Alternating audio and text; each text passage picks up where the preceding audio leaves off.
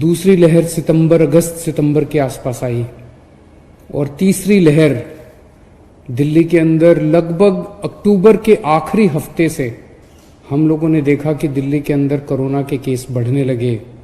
जैसे जैसे दिल्ली में पराली का प्रदूषण बढ़ने लगा, दिल्ली के अंदर केसेस भी बहुत तेजी के साथ अक्टूबर के आखिरी हफ्ते से बढ़ने लगे। लेकिन दिल्ली के लोगों ने कोरोना के खिलाफ ये जो मुहिम थी, इसको एक आंदोलन बना लिया, इसको एक मुहिम बना लिया। और मुझे कहते हुए बड़ी खुशी है कि ऐसा लगता है कि हम सब दिल्ली वालों ने मिलके इस तीसरी लहर के ऊपर भी काफी हद तक काबू पा लिया है। ऐसा लगता है कि तीसरी लहर भी अब खत्म होने लगी है या खत्म हो गई है। नवंबर के महीने में एक दिन ऐसा आया था जब 8600 केसेस एक दिन में आए थे, 8600 केसेस एक दिन में आए थे। देश ही नहीं, पूरी दुनिया के अंदर ये सबसे ज्यादा डेली केसेस थे। इतना तीव्र, इतना तेजी के साथ कोरोना ने अटैक किया था दिल्ली के ऊपर। पूरी दुनिया में सबसे ज्यादा केस एक दिन में 8600 दिल्ली के अंदर आए थे। लेकिन दिल्ली के लोगों ने मिलके, दिल्ली सरकार के साथ मिलके इसको काबू पाया। मुझे याद है अप्रैल के पहले हफ्ते में न्यूयॉर्क में 6300 केस आए थे। उस वक्त वो सबसे ज्यादा थे दुनिया भर में। और उस वक्त न्यूयॉर्क के अस्पतालों के कॉरिडोर में, न्यूयॉर्क के अस्पतालों के बाहर गली में मरीज पड़े हुए थे कि कब मेरा नंबर आएगा। बेड भर चुके थे, आईसीयू भर चुके थे, चारों तरफ अफरा तफरी का माहौल था। मैंने वो वीडियो देखे हैं। लेकिन दिल्ली के अंदर 8600 केसेस भी जब आए तो दिल्ली के अंदर कोई अफरा तफरी का माहौल नहीं था। पेशेंट्स कॉरिडोर में नहीं पड़े हुए थे, पेशेंट्स सड़कों पे गलियों में नहीं थे। जिस दिन 8600 केसेस आए थे, हमारे 9500 बेड्स दिल्ली में भरे हुए थे अस्पतालों में और 7000 बेड्स खाली थे। तो कोरोना का मैनेजमेंट जो था वो बहुत अच्छा दिल्ली के अंदर किया गया। तो नवंबर के महीने में एक दिन ऐसा आया जब 8600 केसेस थे। आज उसके मुकाबले में 1133 केसेस हैं। आज की रिपोर्ट अभी कुछ घंटे बाद रिलीज होगी, उसमें 1133 केसेस तक गिरावट आई है। एक वक्त ऐसा था जब नवंबर के महीने में जब हम 100 लोगों का टेस्ट करते थे तो उसमें 15.26 लगभग 15 लोग पॉजिटिव निकलते थे। इतना ज्यादा बढ़ गया था कोरोना। 100 लोगों का टेस्ट करते थे तो 15 पॉजिटिव निकलते थे। आज हम 100 लोगों का टेस्ट करते हैं तो 1.3 आ गई है पॉजिटिविटी। अभी जो थोड़ी देर में रिपोर्ट आएगी उसमें 1.3 पॉजिटिविटी आ गई है, जो शायद पूरे देश भर में भी और काफी कम है। दिल्ली के मुकाबले भी, दिल्ली में जो हमने देखा उसके मुकाबले काफी कम है।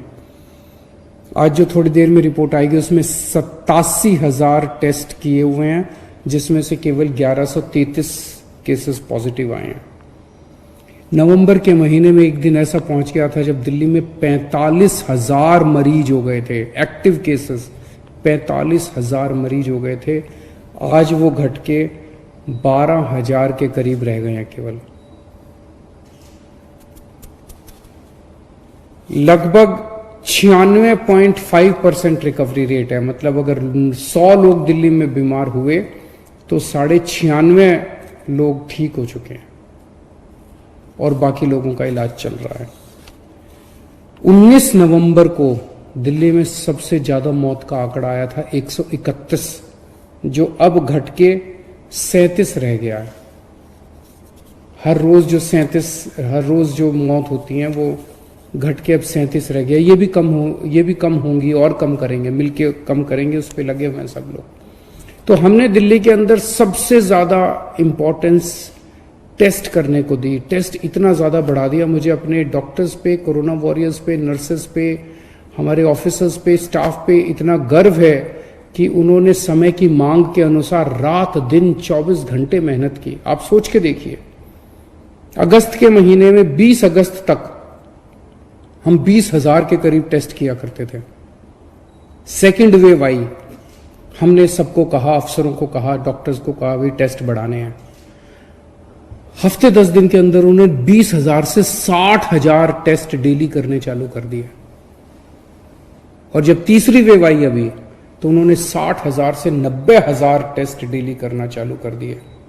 तो हम टेस्ट करते थे, उनको आइसोलेट करते थे, टेस्ट करते थे, उनको आइसोलेट करते थे। आज दिल्ली के अंदर लगभग 90,000 टेस्ट डेली हो रहे हैं। इतने टेस्ट भारत के अंदर तो सबसे ज्यादा है ही, पूरी दुनिया के अंदर सबसे ज्यादा टेस्ट आज दिल्ली के अंदर हो रहे हैं। मैं आपको कुछ आंकड़े देना चाहता हूं। आज दिल्ली में डेली हर 10 लाख की पॉपुलेशन पे 4,500 टेस्ट हो रहे हैं। दिल्ली में डेली हर 10 लाख की पॉपुलेशन पे 4,500 टेस्ट हो रहे हैं। उत्तर प्रदेश में डेली हर 10 लाख की पॉपुलेशन के ऊपर 670 टेस्ट हो रहे हैं। गुजरात में हर 10 लाख की पॉपुलेशन के ऊपर हर रोज 800 टेस्ट हो रहे हैं। दिल्ली में 4,500 हो रहे हैं। अमेरिका में हर रोज 10 लाख की पॉपुलेशन के ऊपर 4,300 टेस्ट हो रहे हैं। दिल्ली में 4,500। इंग्लैंड में हमसे ज्यादा हो रहे हैं, 4,800 टेस्ट पर डे पर मिलियन। एक और बड़ी बात दिल्ली के अंदर हमने की, जब केसेस बढ़ने लगे, इधर उधर से मुझे गलत सलाह दी गई। कुछ लोगों ने मुझे कहा कि अरविंद जी ये टेस्ट जो है ये कम कर दो, अरविंद जी ये टेस्ट जो है ये थोड़ा सा फ्रॉड कर लेते हैं इसमें। उन्होंने कुछ दूसरे राज्यों के वीडियो देखे थे कुछ लोगों ने। एक राज्य का वीडियो आया था जिसमें एक ही डॉक्टर अपनी नाक में डाल डाल के 50 सैंपल ले रहा है और फिर उन्होंने वो सारे नेगेटिव दिखा दिए 50 सैंपल। इस किस्म के कई जगह से पता चला कि कई जगहों पे फ्रॉड हो रहा है टेस्टिंग में, और वो फ्रॉड इसलिए हो रहा है ताकि फ्रॉड करके नंबर कम दिखाए जा सके, ये दिखाया जा सके कि इस राज्य ने काबू पा लिया। मैंने सख्त इंस्ट्रक्शन दी अपने सभी डॉक्टर्स को भी और अपने सभी ऑफिसर्स को भी कि हमारे लिए नंबर्स इंपॉर्टेंट नहीं है, हमारे लिए हमारे लोगों की जान इंपॉर्टेंट है, हमारे लिए हमारे लोगों की सेहत इंपॉर्टेंट है। अगर हम फ्रॉड करेंगे तो हम इस बीमारी पे काबू कैसे पाएंगे? अगर हम फ्रॉड करेंगे तो हम लोगों को टेस्ट करके आइसोलेट कैसे कर पाएंगे? हमने सख्त हिदायत दी। हमारे दिल्ली का एक एक टेस्ट सही टेस्ट है, सच्चा टेस्ट है, जेन्युइन टेस्ट है। हमने फ्रॉड नहीं किया बिल्कुल भी, और इसके लिए मैं सलाम करता हूं अपने डॉक्टर्स और अपनी नर्सेस को। दिल्ली में हमारी बेड ऑक्यूपेंसी, एक वक्त ऐसा था नवंबर के महीने में जब 9,500 दिल्ली के बेड्स ऑक्यूपाइड थे कोरोना के मरीजों से। उस दिन भी 7,000 बेड खाली थे। आज केवल 3,400 के करीब बेड ऑक्यूपाइड हैं, बाकी सब बेड खाली हो चुके हैं। तो ऐसा लगता है कि हम लोगों ने सबने मिलकर तीसरी वेव पे काबू पा लिया है। दिल्ली ने इस दौरान पूरे कोरोना काल में मार्च से लेके अभी तक जब जब जरूरत हुई, दिल्ली ने पूरी दुनिया को नए नए टेक्निक्स और नए नए तरीके दिए, जिससे दिल्ली का भी फायदा हुआ, देश का भी फायदा हुआ, दुनिया को भी फायदा हुआ। प्लाज्मा थेरेपी सबसे पहले दिल्ली में मई के महीने में ट्राई की गई, और उसकी सक्सेस के बाद मेरे को याद है 27 अगस्त को प्रेसिडेंट ट्रंप ने घोषणा की कि अमेरिका अब प्लाज्मा थेरेपी लागू करेगा। दिल्ली ने पूरी दुनिया को होम आइसोलेशन का मॉडल दिया। वेस्टर्न पश्चिम देशों के अंदर अस्पताल भरे हुए थे मरीजों से, कॉरिडोर में मरीज पड़े हुए थे। गलियों में मरीज पड़े हुए थे। क्यों? क्योंकि जो बीमार होता था उसको अस्पताल ले आते थे, जो बीमार होता था उसको अस्पताल ले आते थे। हमने रियलाइज किया कि यह तरीका काम नहीं कर सकता। जो माइल्ड केसेस हैं उनको घर में ट्रीट करेंगे, उनको अस्पताल लाने की जरूरत नहीं है। जो केवल मॉडरेट और सीवियर मरीज हैं उन्हीं को अस्पताल लाया जाएगा। और ये टेक्निक काम कर गई। हमारे अस्पताल खाली हो गए, हमारे बेड्स खाली हो गए। होम आइसोलेशन की टेक्निक दिल्ली ने पूरी दुनिया को दी।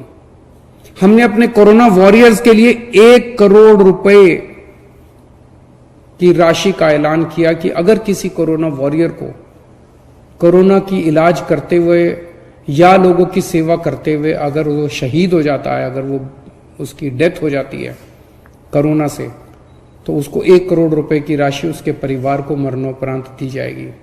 इससे हमारे कोरोना वॉरियर्स के अंदर ये भावना आने लगी कि ये सरकार हमारे साथ खड़ी है। अगर कल को हमें कुछ हो भी जाता है, भगवान ना करे कुछ हो, लेकिन अगर कुछ हो जाता है तो सरकार हमारे साथ खड़ी है।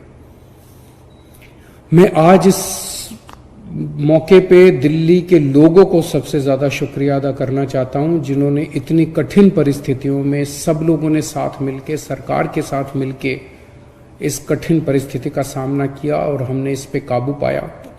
मैं अपने दिल्ली के सभी कोरोना वॉरियर्स को सलाम करता हूं और उनका धन्यवाद देना चाहता हूं, उन्हें बधाई देना चाहता हूं। अभी भी बाकी है, अभी हमें वो नहीं करना। पहली वेव आई, हमने सोचा अब जीत लिया। दूसरी वेव आई, अब हमने सोचा अब हो गया। अब तीसरी वेव पे भी काबू पाया है, लेकिन अभी भी अपने को निश्चिंत नहीं होना, अपने को अपने उस पे जागरूक रहना है। मैं सभी डॉक्टर्स, नर्सेज, जितने कोरोना वॉरियर्स हैं, पुलिसकर्मी, हमारे सिविल डिफेंस वॉलंटियर्स और भी कई लोग हैं जिन्होंने, सफाई कर्मचारी जिन्होंने इस दौरान काम किया, मैं केंद्र सरकार का शुक्रिया अदा करना चाहता हूं, जिसने समय समय पे हमारा सहयोग किया, हमारी को गाइडेंस दी। मैं दिल्ली की सभी सामाजिक और धार्मिक संस्थाओं का शुक्रिया अदा करना चाहता हूं, जिन्होंने बढ़ चढ़ के हम लोगों का साथ दिया। और सभी पॉलिटिकल पार्टीज का मैं धन्यवाद करना चाहता हूं, जिन्होंने हर वक्त हमारा साथ दिया। फिर से अंत में केवल यही कहूंगा कि जब तक कोरोना की दवाई नहीं आ जाती तब तक इसको ढीले में मत लेना।